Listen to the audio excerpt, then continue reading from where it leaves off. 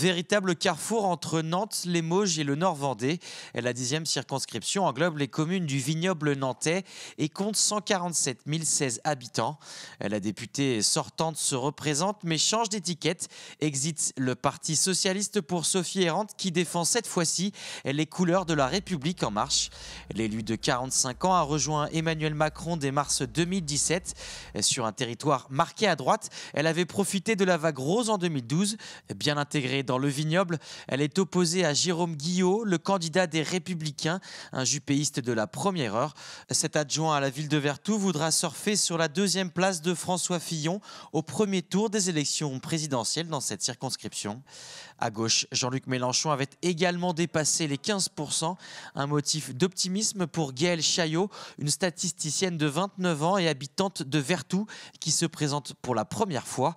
Le Parti socialiste n'a lui pas investi de candidat mais soutient officiellement Brigitte Héridel sous l'étiquette Europe Écologie Les Verts.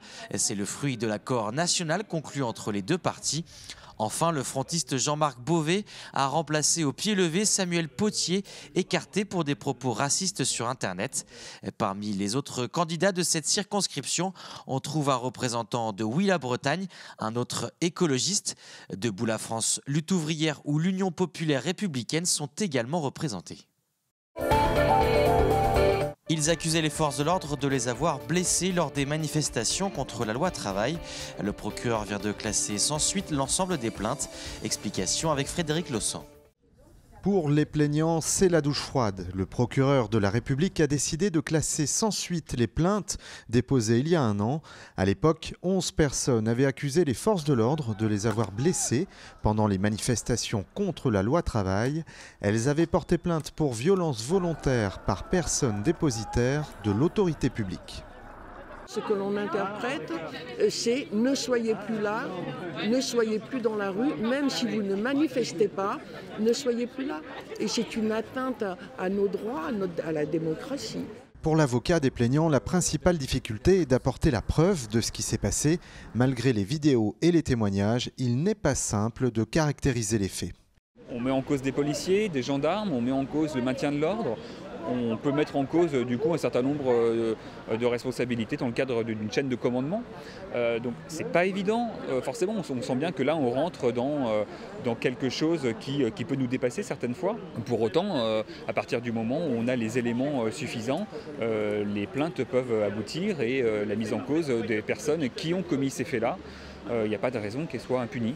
Malgré ce revers, les plaignants ne veulent pas en rester là. Ils s'apprêtent à lancer une procédure au tribunal administratif pour que l'État soit reconnu responsable de leurs blessures. Une décision qui ne passe toujours pas. Le Conseil régional a annoncé il y a quelques semaines la baisse des subventions pour les 21 missions locales que comptent les Pays de la Loire. Une dotation en baisse de 10% en moyenne. Voilà ce qui attend les missions locales.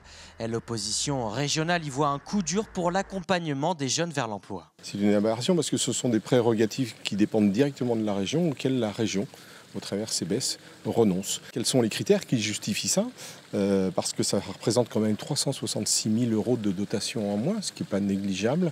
Et puis après, la question aussi la plus importante, c'est quelle va être la qualité des formations et de l'accompagnement qui va être donné aux jeunes. Et obligatoirement, il y aura des baisses, il y aura des suppressions d'emplois.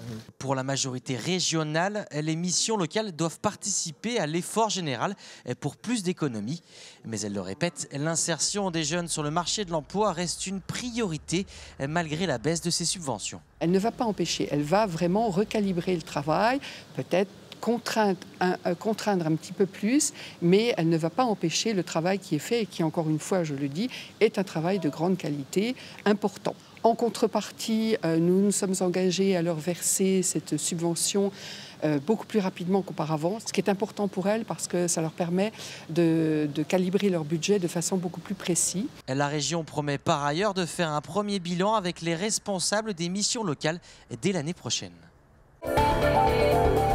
L'histoire entre le FC Nantes et Sergio Conceição aura duré 6 mois. Mardi, l'entraîneur portugais a officiellement tourné le dos à la Maison Jaune. Via un communiqué, le club nantais l'a officialisé sur son site internet. Et les explications et les excuses de Conceição sur son compte Twitter n'atténueront pas la déception des supporters nantais. Mais désormais, à 3 semaines de la reprise, les dirigeants du FC Nantes doivent trouver son successeur en urgence. Après le travail effectué par Conceição, Valdemar Kita souhaiterait se tourner vers un technicien au profil similaire. Un ancien joueur de renom, assez jeune et venant de l'étranger. Mais pour l'heure, les pistes sont nombreuses et aucun nom ne semble se détacher. Les prochaines heures ou les prochains jours devraient nous permettre d'en savoir un peu plus. Tout comme sur l'avenir de certains joueurs de l'effectif nantais. Avec l'ouverture du mercato d'été dès vendredi et jusqu'au 31 août, les mouvements vont pouvoir commencer. Seule certitude, un défenseur central nigérian et un international belge vont arriver à la Genolière. 2 joueurs inclus dans la transaction entre Porto et Nantes suite au départ de Sergio Conceição.